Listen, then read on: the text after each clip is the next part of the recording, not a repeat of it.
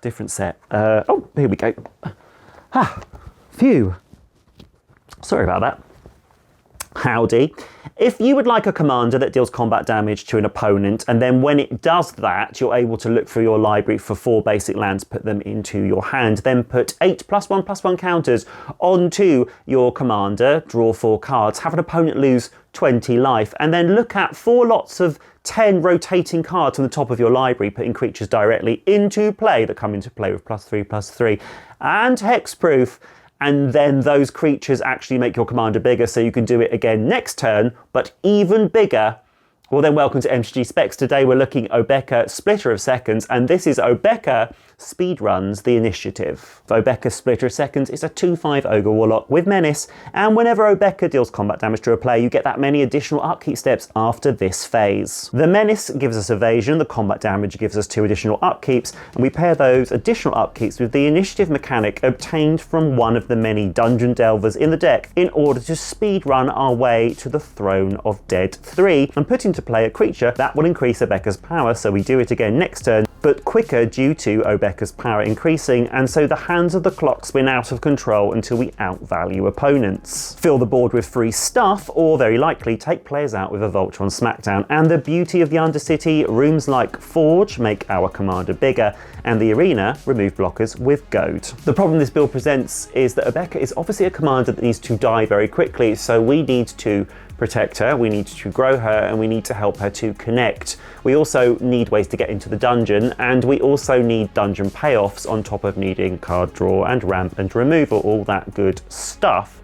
And that means deck space is at a premium. But I've got you and our posse covered, so let's look at the cards that batch together protection, power matters, and evasion. We start off with some restraint. We just need to grow her to 5 power to get into the Throne of the Dead 3 and complete the Undercity. Cards like Demonic Gifts, Rush of Vitality, and Unlikely Aid protect our flame-haired antagonist while pumping her power. Rings of Evos Isle and Zathrid give hexproof and regeneration respectively, but also adding a +1/+1 counter during, wait for it, during our upkeeps, of which we will have so many.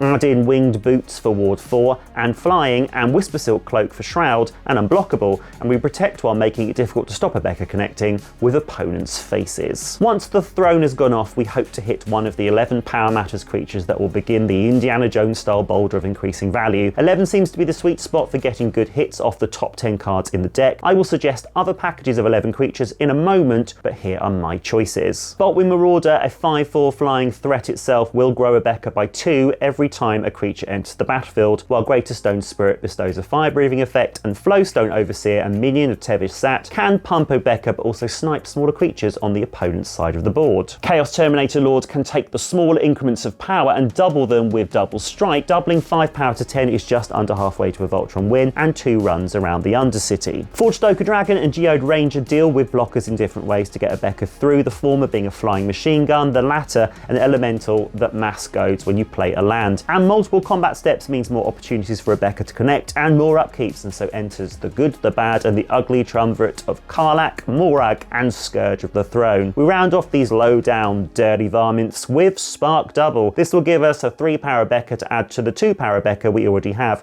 and 5 power total equals a completed Undercity, or it just enters as an Undercity triggering creature to push us through to the end. Other packages you could use include Stolen Strategies with Xanathar, various versions of Nasari, and then supplement these with upkeep triggering enchantments like Stolen Strategy, the Ruinous Powers, and Court of Lochthwain. You could go a deal damage route, Creeping Bloodsucker, Indulgent Tormentor, Quakebringer, and Spawn of Mayhem, and supplement these with Smouldering Tar, Palace Siege, Court of Ire, and the hilarious Descent into Avernus. But if you're going to do that, maybe you should pack some don't lose the game kind of effects whilst you watch your opponents burn. And then there's this, Herald of Leshrac, which steals lands cumulatively, 1 on the first upkeep, then 2, then 3, but tell no one I told you about this, you dastardly rascal you. Back to hoofing it around the Undercity, and there is many a reward for completing the marathon sprint from front to back.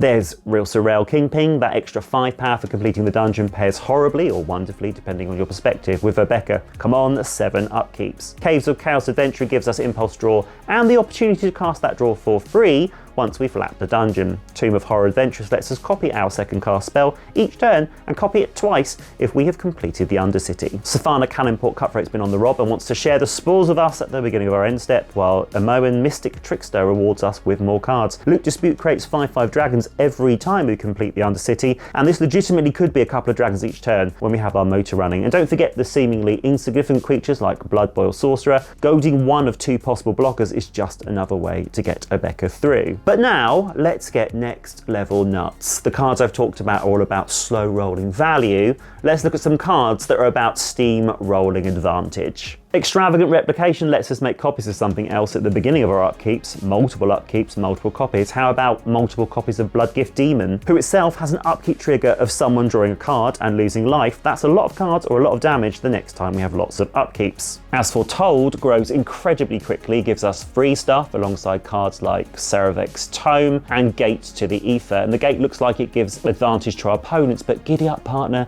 they only get 1 measly upkeep while we get 10. Gosh, copy the Gate with Extravagant Replication, go nuts. Or maybe copy Dungeon Delver, do everything you're doing while speedrunning the Undercity twice, 3 times. Curse ourselves with the Curse of Unbinding. It says enchant player, we're a player, and we want our creatures out to keep the value train robbery going. The ceiling of this deck is so high, it's just so sad that so many of our opponents are going to die from commander damage before they get to see it.